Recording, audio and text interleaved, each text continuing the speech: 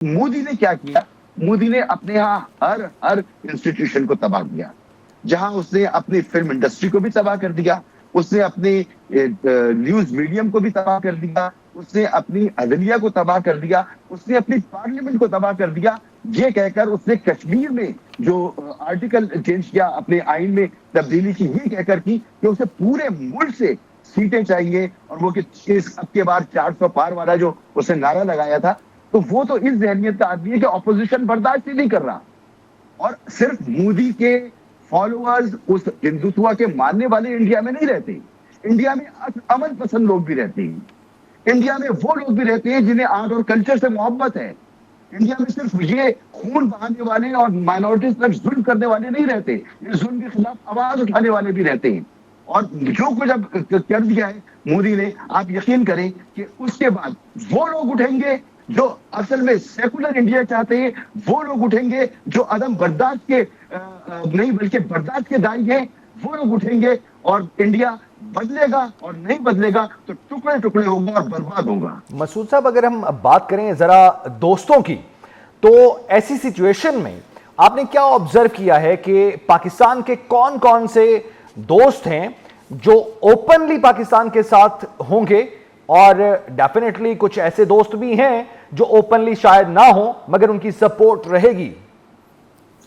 دیکھیں, ایک مسئلہ جو اس جنگ کے ساتھ ہمیں درپیش رہنے کا اندیشہ تھا, اور وہ اندیشہ یہ تھا کہ ہمارا وار اسٹیمنا شاید 2 ہفتے سے زیادہ نہ ہو, کیونکہ ہمارے پاس آئل کی جو سپلائی ہے وہ بڑی محدود تھی.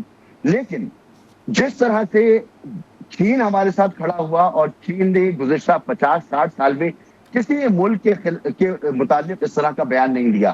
وہ رشیا کا اتحادی ہے, لیکن رشیا کی جنگ میں اس نے اس کو سپورٹ کیا, اس کے موقف کو سپورٹ کیا. وہ ایران کا اتحادی ہے, اس نے ایران کے موقف کو سپورٹ کیا. وہ کوریا کا اتحادی ہے, اس نے کوریا کے موقف کو سپورٹ کیا. لیکن پاکستان کے ساتھ کیا کہا؟ اس نے آئرن برادر کہا.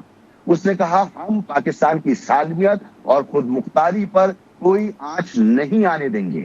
اور اس کی وجہ بھی ہے, ایک تو ہم پرانے ایسے دوست ہیں جس کی کوئی مثال نہیں ملتی, ہم واقعی آئرن برادر ہیں. لیکن ایک اور وجہ بھی ہے, ایک وجہ یہ ہے کہ ساؤتھ ایشیا کی 2 بڑی قوتیں آبادی کے حساب سے, ایک انڈیا اور ایک چائنا, اس کے درمیان اگر کوئی بفر ہے تو وہ پاکستان ہے.